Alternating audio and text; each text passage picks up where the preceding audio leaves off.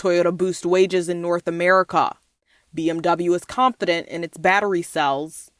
And suppliers are diversifying their portfolios. Good morning. I'm Tiara Riddick and welcome to First Shift. More on those stories in a moment, but first, Toyota has a few tricks in hopes of making EVs a bit more fun. During the Japan Mobility Show, Toyota invited journalists to the test track to check out some experimental technologies at its technical center. And some demonstrations, including new steer-by-wire systems, are intended for future production. Toyota also developed a faux manual EV equipped with a clutch. Check out more tricks from Toyota on Autonews.com. Sticking with Toyota, the automaker typically increases wages twice a year. Earlier this week, it announced a third increase for its non-union production and other hourly workers. A spokesman confirmed that at Toyota North America, the top wage was raised to $34.80 per hour. The time required to reach top wages decreased and paid time off was increased for all employees. It happened as the United Auto Workers reached tentative agreements with the Detroit Three. When asked about a connection between the two, the spokesman referred to a written statement from Toyota's executive vice president for corporate resources in North America. Temps have long been our lowest paid members. The company hires thousands of them. They treat them like dirt, and they pay them poverty wages. We put an end to that in this agreement. At Stellantis, we want the immediate conversion of thousands of temps to full-time upon ratification.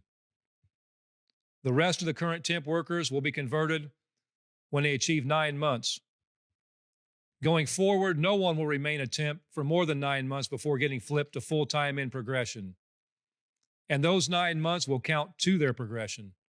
So they'll still make top rate after 3 years. In short, the era of perma-temps is over. Thanks to the power of our strike, the lowest paid temps at Stellantis will see a 168% raise through this agreement, rising from $15.78 an hour to over $42 an hour with cost of living allowance. Temps will also receive sub, profit sharing, and other benefits for the first time. Stay up to date with union coverage on Autonews.com. BMW's Generation 6 battery cell is boosting the automaker's confidence. Automotive News Europe asked BMW Group's production boss about how it will close the gap with rivals such as Tesla.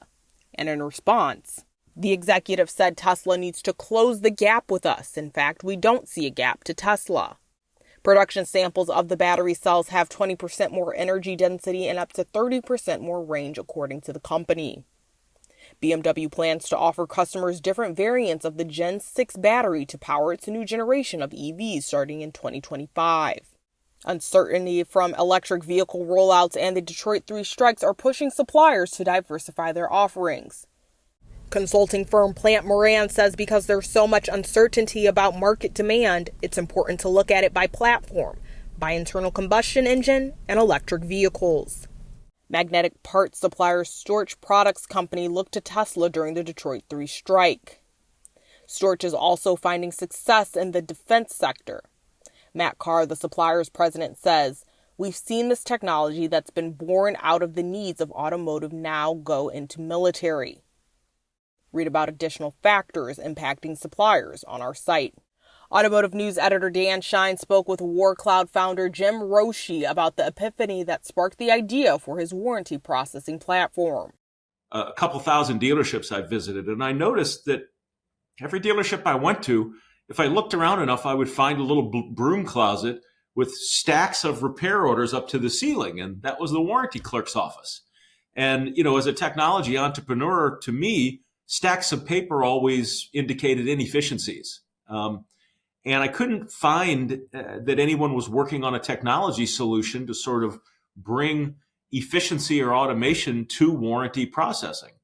But it was an astute service leader at a dealership who really created the epiphany. And he said to me, and I quote, "Dummy, that's not a stack of paper. That's a stack of uncashed checks."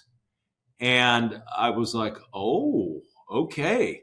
They said, yeah, typically that stack of paper is $25,000 or $30,000 that should be in the bank, and it's not. Hear the full conversation on Autonews.com. Thanks for watching. Have a great day.